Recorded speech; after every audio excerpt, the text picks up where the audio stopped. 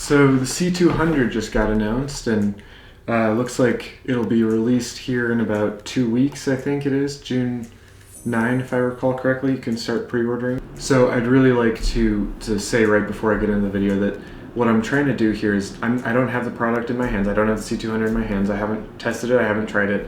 What I am going to do, though, is kind of going to try to provide a little context for where I believe the C200 fits into the larger market space. But I hope that I'll bring a different perspective to your attention, and I hope that we can have a great conversation about it.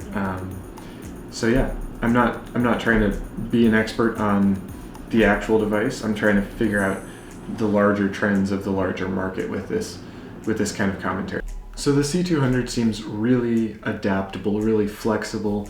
It seems like the camera that Canon should have released about 2 years ago.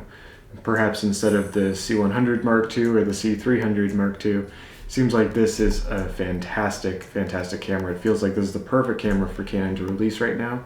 It feels perfect in terms of price point, which is, if I recall correctly, $6,000 for the C200B with none of the peripherals, and about $7,500, if I recall correctly, for the just full C200 with the EVF, with the monitor, everything like that. It looks like you can put one of these on like a Ronin M, for example, from DJI, and that's great because it's a small form factor, right? Like, you can go more places and do more things with it and capture more moments, capture more memories. It seems a lot like you could almost use a lot of DSLR options in terms of like those larger gimbals, three-axis gimbals, to stabilize that footage, which is great.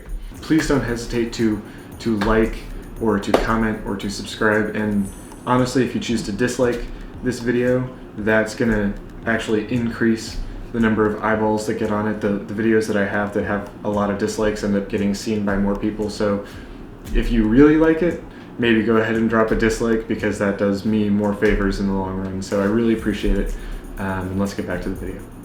With Canon log on the 5D Mark IV, professional video shooters will be able to match up the image between your Canon log on your 5D Mark IV and your Canon log on one of their cinema series, so that you can really smoothly transition up.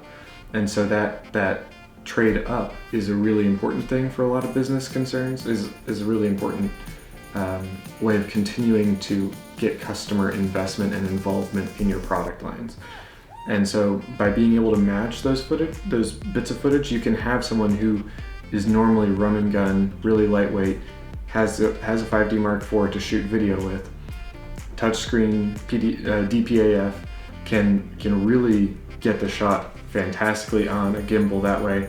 Now has the option to do the exact same thing with the exact same type of footage out of the C200 with notable quality increases. So you get your Canon log, which is great.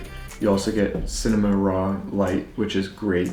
You also get 120 frames per second in HD, which is great. So this is going to be a device that I think bridges the gap for Canon's cinema line, as well as gets people into the cinema lines. If you're a run and gun filmmaker, you might be able to get away with a 5D Mark IV or two 5D Mark IVs and a C200 and just that.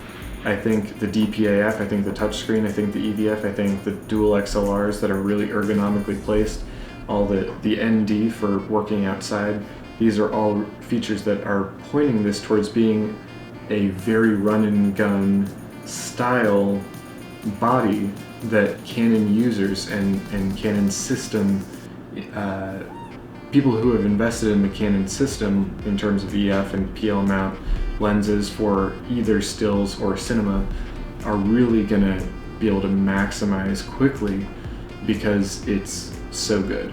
It looks so good on paper at any rate, and what we've been able to see so far seems to indicate that it's going to be a fantastic camera. I think this is kind of a new direction for Canon, because it's giving users more of what they want and less of what Canon thinks it wants to give them. And part of that is because it's in Canon's cinema line. And so because it's in Canon's cinema line, it's already a step above, and so they can afford to give those features a little bit more easily. but I think it also is kind of, the C100 might just kind of stay where it is, but I think it changes the rest of, you know, the C100 Mark III might have 4K too, but I don't know if it'll have RAW. But I think it changes that whole cine lineup, right? I think it says, okay, the next C300 and next C500 are going to be a lot more in line with a good, better, best model up to the C700. Users and Canon are going to be able to work together a little bit better to both receive on the user end the features and specs that they want for the style of filmmaking that they're doing, but also it's going to allow Canon to continue to build in that good, better, best model that they rely so heavily on, because with the C700 they're trickling it down effectively, and it's really important that it's trickling it down to that price point of about $7,500 if I recall correctly. This is going to be great.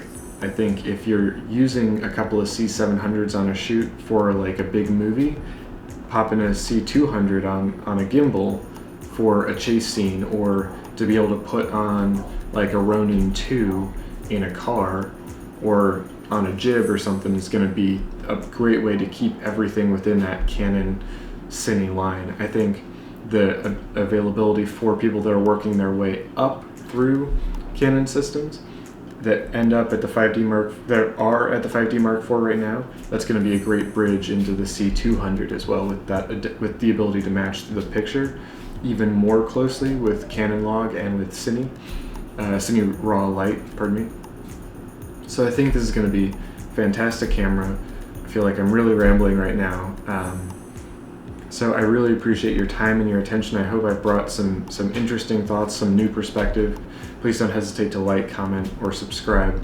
It really means a lot to me when you do that, and the about 250 people so far that have subscribed, I really want to reach out to you and say thank you so much. You're helping my dream really become a reality of being able to do what I'm passionate about, which is create and have an audience for it. That it just means a lot to me. So thank you very much. And I'm looking forward to seeing you in the next one.